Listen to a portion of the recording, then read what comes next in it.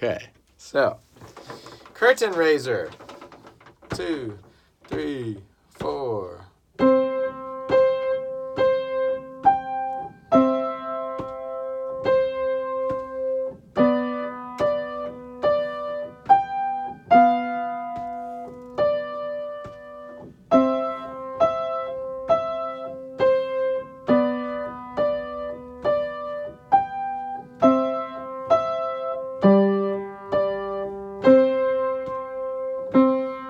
Again.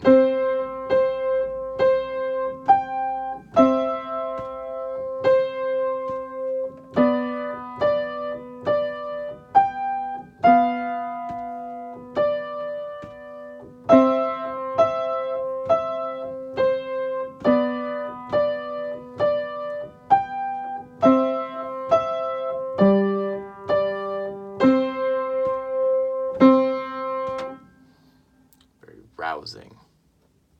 Okay, next. Carefree, beware it's in G major, which means there's an F sharp, which in your F sharp. In your left hand, your thumb is on G. This is F. You want your second finger on F sharp, which means don't just stretch out like that so your finger turns flat. You want to push forward so we maintain our curves. Here we go. 2, 3, 4.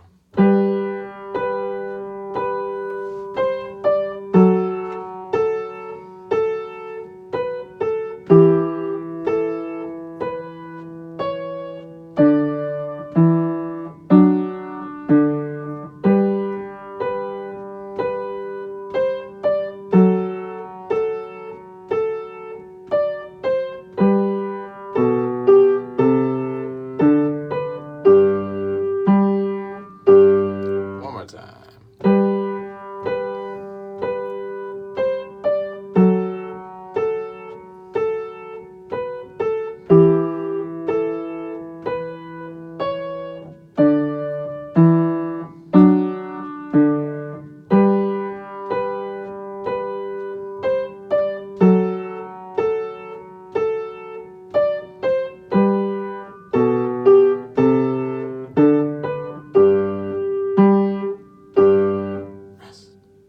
Okay, a couple of tricky things.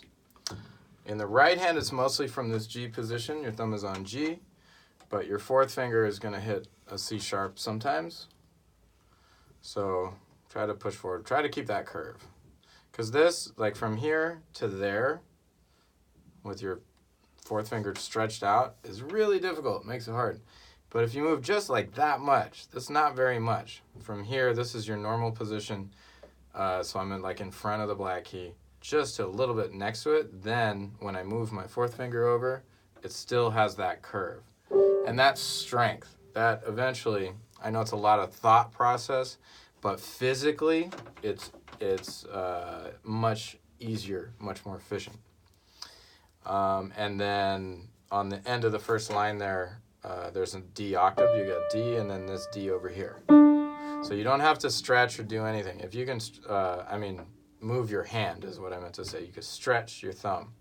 So like we were doing before, if you feel over 1, 2, it's over there, right?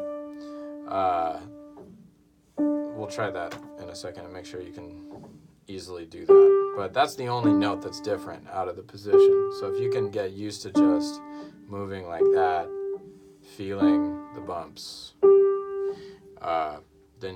then you don't have to worry about the position. The left hand moves around at the end. One of the great things about doing this, new stuff all the time, is you're going to start to see, it's going to cease to be a bunch of random notes. You're going to start to see patterns ahead of time. It's like learning your letters and then learning how to spell and then seeing like groups of letters and knowing what they all sound like together. You just get good at doing this. So the first position, your thumb is on G, and then I'm at the second to last measure down here. It says 4MB, so that's where the whole left hand opens up, but the left hand has to do this all the time, so you should get used to it. So I'm not going that far, but my fourth finger's on D right now. It needs to go over to B. So just again, use the Braille system, going over one key. My fourth finger is jumping over one key to there. But notice my thumb is going to stay there, where it is. Needs to be there. So if I'm here, I'm playing this G, and then I move over, B, C, D, all right in a row. And here's my pinky, it's going to go over one. And then we do the octave. Okay? So it will do you a lot of good to stop and just practice that. Look at your hand. Practice going from here, moving, and then skipping here, and then trying to keep your thumb up there. Jumping, skipping. Okay. Because this. What's the lowest note you play there? G. So it's a big octave. You're gonna find in this era, namely anything before 1900 or the late 19th century, this type of motion happens constantly, and you're gonna see it as we move through this book. You're gonna see it over and over and over again. I'll bet every single thing that Bach ever wrote has that in it somewhere. Who is this guy then? This Turk guy? You don't know him? No, I don't know.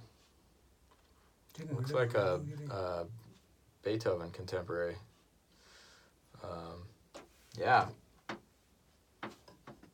Died at 37.